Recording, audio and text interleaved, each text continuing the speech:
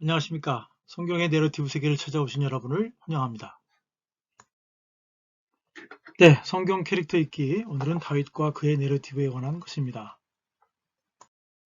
아시죠? 여러분의 성경 내러티브 세계 공부의 필수품, 구독과 좋아요, 알람 설정까지 여러분들의 자발적 수강 회비 계좌를 알려드립니다.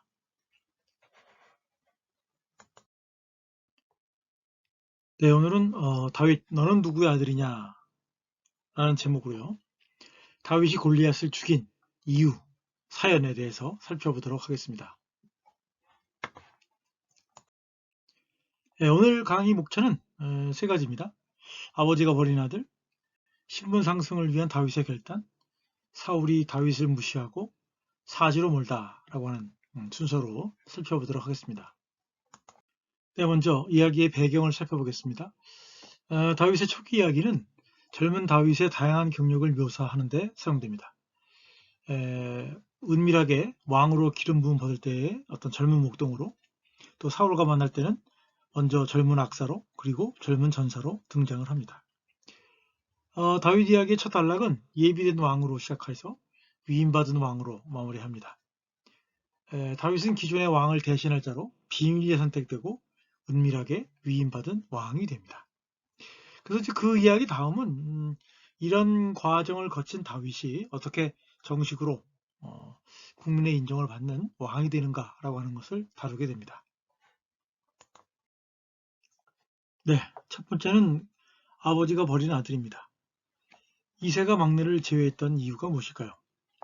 그 이유는 실수가 아니라 의도적인 행동으로 이세가 다윗을 너무 아껴서 감춘 것은 아닐 것 같습니다.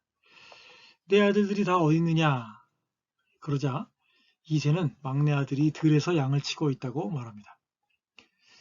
이세는 사무엘의 말을 들었음에도 이세가 다윗이 가까운 곳에 있지 않았기 때문에 다윗을 부르지 않았을까요?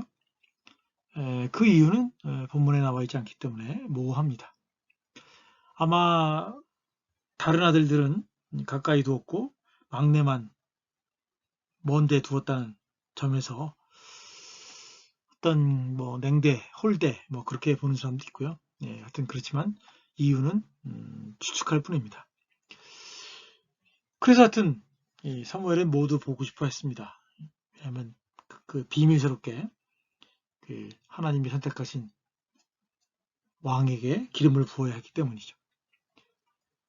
화자는 늦게 온 다윗을 그의 얼굴빛이 붉고 눈이 빼어나며 외모가 아름답더라라고 묘사하고 있습니다. 이는 막내 아들의 외모가 큰아들 엘리압보다 더 낫고 볼만하다는 의미가 되겠죠. 청출오람이라고 할까요? 하여튼 이세가 부르지 않은 아들을 하나님은 선택하셨습니다. 이러한 그 다윗에 대한 평가와 기능의 전환이 등장을 합니다. 이세는 아들을 목동으로 묘사하지만 사울의 신하는 다르게 평가를 합니다. 내가 베들레헴 사람 이세의 아들을 본즉 수금을 탈 줄 알고 용기와 무용과 구변이 있는 미남이더라. 음악도 하고 용기도 있고 춤도 잘 추고 말도 잘하는 심지어 미남이었다고 하는 거죠. 그리고 또 말하기를 여호와께서 그와 함께 계시더라. 어떤 이세의 평가 그리고 화자의 평가 그 다음에 사울 신하의 평가는 그런 점에서 다르다고 하는 거죠. 그래서 이야기는 어떤 별볼 일 없는 아들에서 잘생긴 아들로 그리고 아주 능수능란한 다양한 재주를 갖고 있는 사람으로 바뀌게 되고 그래서 이제 수금을 타는 용도로 사울을 이제 만나게 됩니다. 또 이제 아버지와 형제들의 평가가 나오죠. 전쟁이 나서 이제 형제들이 사울의 군대로 종군하면서 전쟁터에 찾아온 다윗에게 한 말에 대해서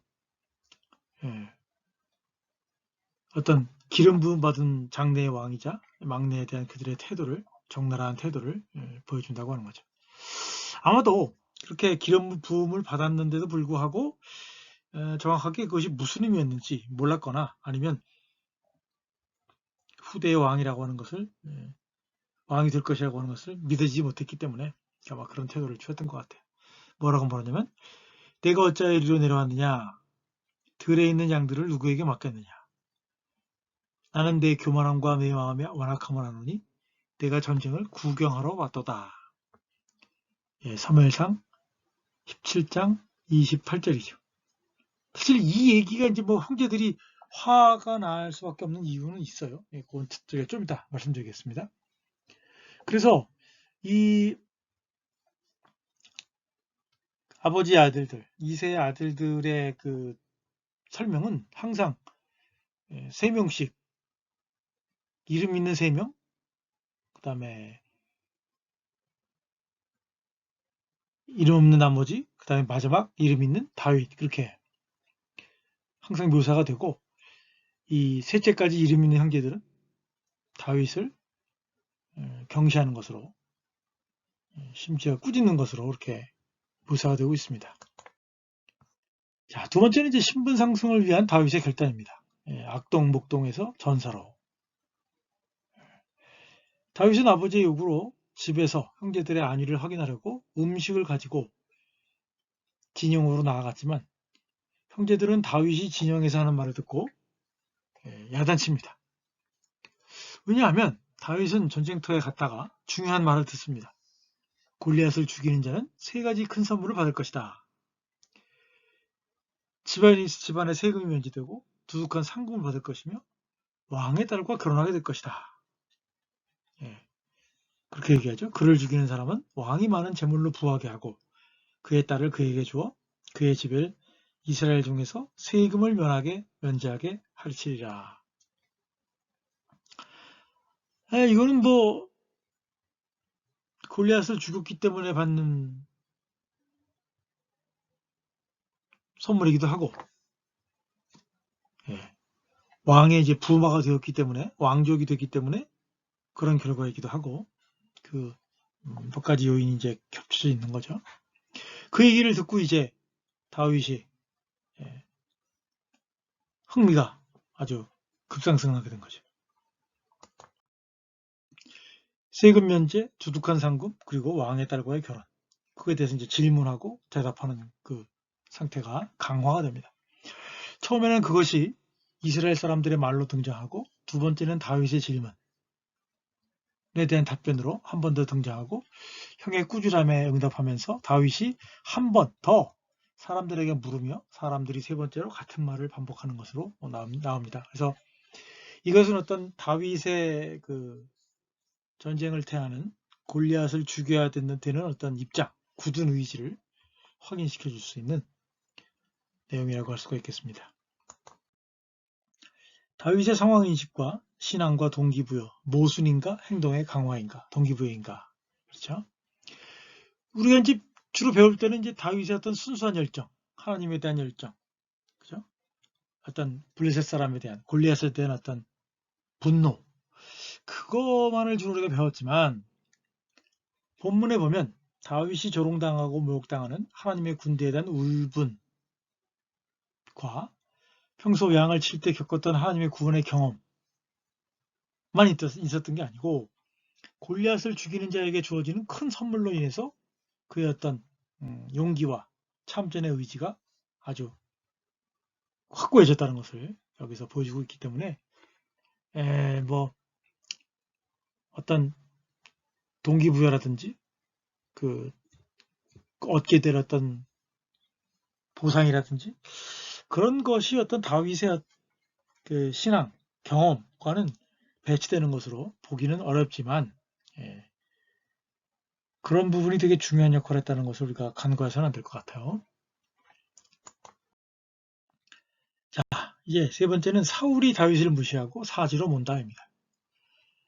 전쟁터로 떠나는 다윗을 배웅하면서 사울은 군대 장관에게 물어보죠. 아브네라, 이 소년이 누구의 아들이냐? 또 전쟁에서 이기고 돌아온 다윗에게 사울이 동일한 질문을 합니다. 너는 누구냐? 너는 누구의 아들이냐라고 물어보니까 다윗이 말하기를 나는 전하의 종 베들레헴 사람 이새의 아들이니다. 사실 다윗은 무기와 갑옷으로 이기지 않았죠. 뭐 뒷배경이나 어떤 뭐 다른 어떤 객관적인 능력을 가지고 이긴 것은 아닌데 마치 그 생뚱맞게 사울이 물어보죠. 2번이나. 마치 그 가문이 전쟁을 이기게 하는 것처럼. 그죠? 그래서 이 사울의 관심은 그에게 보상을 해주고 세금도 면제해주고 또 자기 딸을 그의 아내로 주려고 했을 때 갑자기 그 가문에 대해서 관심을 갖게 되었던 것 같아요. 문제는 다윗의 출신이 좋지 않았다는 점과 다윗 자신이 가족 가운데 존중받는 아들이 아니었다고 하는 점이 또 이제 문제가 되는 것 같아요. 그런 점에서 다윗은 사울의 종이 아니라 사울의 사위가 되고 싶었고 집안을 일으키고 또 재정적으로 부유해지고 싶었던 어떤 그 가족에 대한 어떤 그의 태도라든지 자기의 어떤 위치라든지 자기의 욕심 같은 것들이 계속적으로 이렇게 상승작용을 했던 것으로 보여집니다. 다윗과 사울의 생각의 차이를 생각해보면 골리앗을 죽인 후에 모든 상황이 바뀌었다고 하는 거죠. 좋게 바뀌었느냐? 좋게 바뀐 건 아닌 것 같아요. 물론 사울도 요나단도 신하들도 국민들도 다윗을 좋아했고 사랑했고 다윗은 혁혁한 전승을 거두게 되었다고 하는 거죠. 그래서 이제 뭐 다윗이 죽은 자는 만만이요 사울이 죽인 자는 천천히요 뭐 그런 노래까지도 있었다고 하죠. 그래서 결국은 이제 사울이 그것 때문에 이제 화가 나게 된 것 같아요. 하여튼 어쨌거나 그런 어떤 욕심, 울분을 이제 감추면서 이제 사울이 자기 큰 딸을 다윗과 결혼시키려고 합니다. 그러면서 내 맏딸 메랍을 내게 아내로 주리니 오직 너는 나를 위하여 용기를 내어 여호와의 싸움을 싸우라 하니 이는 그가 생각하기를 내 손을 그에게 대지 않고 블레셋 사람의 손을 그에게 대게 하리라. 그러니까 약속은 지켜야겠고 죽어는 싶지 않고 그러니까 어떻게 돼요?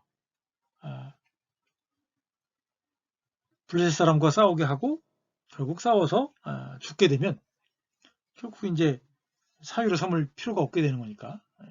그죠? 그러더니 다윗이 뭐라 그럽니까? 그의 의도를 알았던지 정중하게 거절합니다. 내가 누구며 이스라엘 중에 내 친속이나 내 아버집이 무엇이기에 내가 왕의 사위가 되리까? 처음에는 왕의 사위가 되는 것을 꿈꾸었으나 이 사울의 어떤 숨겨진 뜻이 무엇인지를 알고서는 이게 나를 죽이려고 하는구나 그렇게 하는 생각을 깨닫게 된 거란 말이죠. 이제 사울의 계략과 다윗의 대응을 보겠어요. 그래서 이렇게 다윗이 이제 주저하자 사울은 다윗과 결혼할 때에 메랍과 결혼할 때에 그 딸을 다른 사람에게 줬다는 거죠. 이것도 사실은 바른 행동은 아닌 거죠. 그죠? 물론 이제 다윗이 주저했으니까 내가 그럴 줄 알고 다른 사람이 줬다라고 말할 수 있겠지만 이 결혼하는 날짜가 잡혀져 있었는데 신랑이 바뀐 거잖아요. 그리고 이제 또 둘째 미갈이 다윗을 사랑한다는 말을 듣고 그의 비밀 계획을 이제 실행하려고 합니다. 이거 마치 뭐 라반이 그죠? 작은 딸과 야곱이 서로 사랑하는 걸 아니까 작은 딸을 줄 것처럼 그래놓고서는 큰 딸을 주고 나서 또 작은 딸을 주겠다 그러고서는 이해시키고 그런 거랑 비슷한 거라고 생각이 들어요. 그래서 이제 비밀 계획을 또 세우는 거죠. 내가 딸을 그에게 주어서 그에게 올무가 되게 하고 블레셋 사람들의 손으로 그를 치게 하리라. 그 중간에 이제 사울의 신하들이 이제 다윗에게 가서 꼭 결혼을 좀 수락해라, 결혼을 인정해라라고 얘기를 하니까 다윗이 이제 또 유사한 말로 이제 대답을 합니다. 왕의 사위가 되는 것이 너희는 작은 일로 보이느냐? 나는 가난하고 천한 사람이라라고 말한다는 거죠. 네. 그러니까 이제 사울이 또 자기 생각을 약간 고칩니다. 그죠? 이 녀석이 돈이 없으니까 이런 소리를 하는구나. 그렇게 생각했던 것 같아요. 이것은 이제 사울이 너희 집 가문이 뭐 누구냐? 네가 누구네 집 아들이냐라고 물어봤던 거하고 상응하는 것처럼 보여요. 일반적인 상황에서는 평민이 왕의 사위가 되는 것이 이제 불가능해 보인다고 하는 거죠. 그러니까 그 전쟁에서 큰 전과를 얻었기 때문에 사실은 그런 앞서 말씀드린 그 세 가지 약속을 다 이루어져야 되는데 사울은 그냥 다윗에게 세 가지 약속을 이루어지기가 싫었다고 하는 거죠. 그래서 결국은 이제 우리가 앞서 살펴본 것처럼 어떤 집 가문이냐, 집안이 잘 사냐, 귀족 집안이냐, 권세 있는 집안이냐라고 하는 것이 또 걸림돌이 되었다고 하는 거죠. 그러니까 이제 사울이 이제 좀 더 구체적인 요구를 하죠. 사울은 신하들을 통해서 다윗에게 왕이 아무것도 원하지 않냐고, 다만 왕의 원수의 보복으로 블레셋 사람들의 포피 100개를 원한다라고 말한다는 거죠. 이게 결국 이제 끈질기게 일관되게 사울이 다윗을 블레셋 사람의 손에 죽게 하려는 것이었다고 하는 거죠. 그래서 결국은 사울이 약속한 거를 이루지 않으려고 하는 그렇게 되는 거죠. 그래서 이제 그러자 다윗이 사울의 요구를 받아들이고 뭐 이렇게 해서 주구나 저렇게 해서 주구나, 그죠? 그의 부하들과 함께 가서 블레셋 사람 200명을 죽이고 그들의 포피를 가져다가 그 수대로 왕께 드려 왕의 사위가 되었다.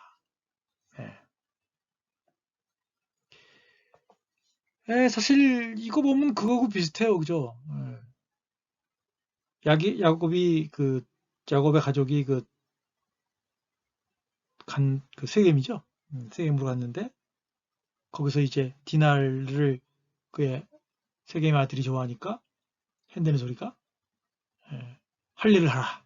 그러면 가족으로 받아들이고 결혼도 시켜주겠다고 얘기를 했죠. 그래서 할 일을 받으니까 그들이 이제 그 회복을 기다리는 동안 다 또 칼로 형제들이 가서 다 죽이잖아요.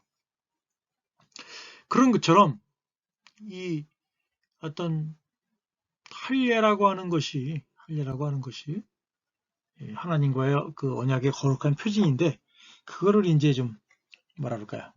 함부로 어떤 원수를 제거하는데 사용하는 일탈쌍피라고 그러죠. 그런 일이 이제 벌어진다고 하는 거죠. 앞서 말씀드린 것처럼 고대 근동이나 이스라엘의 그 결혼에서 제일 중요한 것이 집찬금을 내는 거예요. 그래서 이제 일반적으로는 양가 부모가 합의를 하면 신부 측에 이제 신랑 측 부모가 지참금을 준단 말이죠.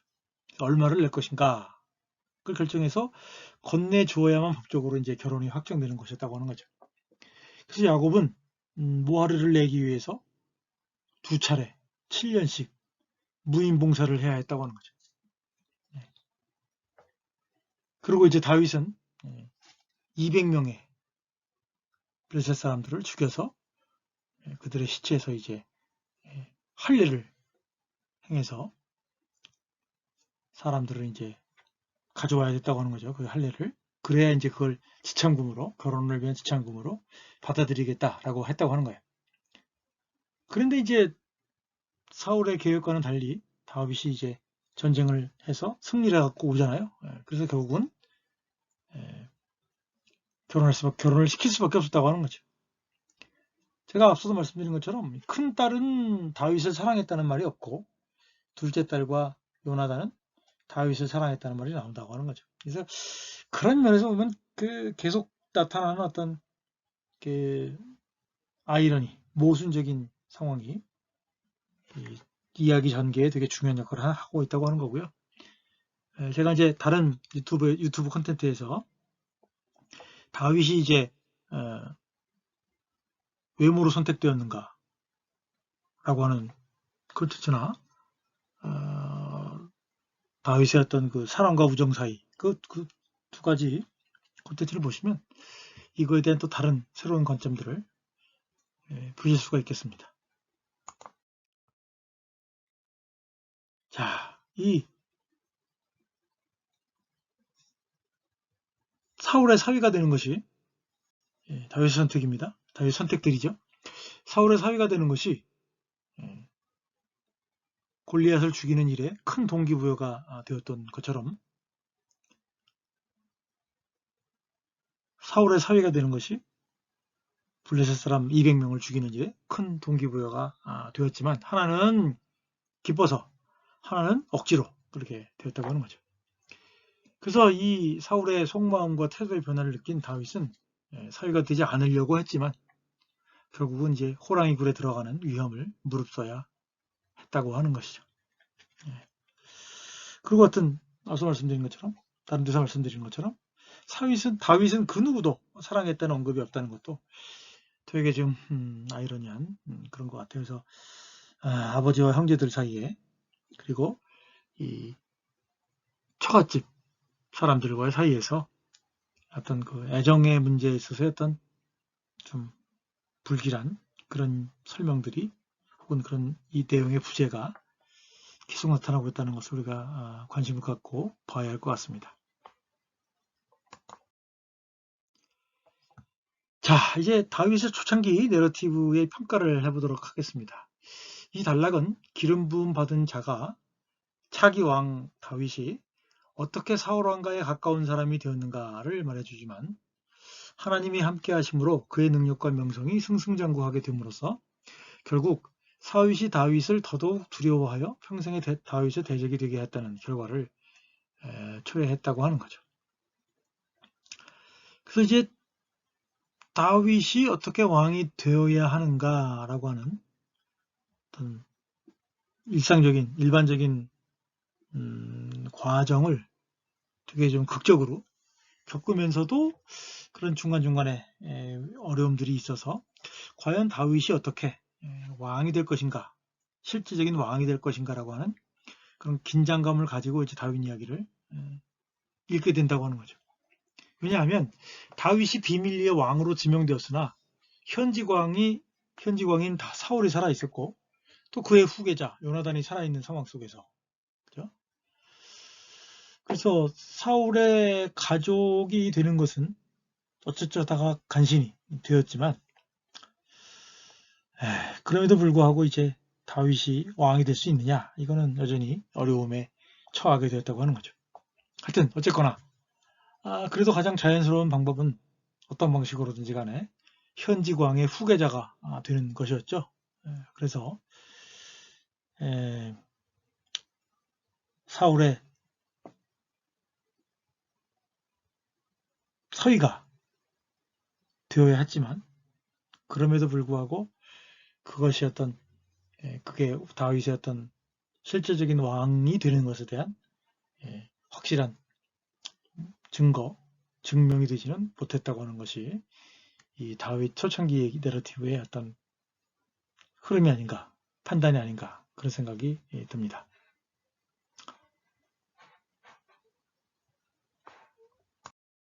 아시죠? 여러분의 성경 내러티브 세계 공부의 필수품 구독과 좋아요, 알람 설정까지 여러분들의 자발적 수강 회비 계좌를 알려드립니다.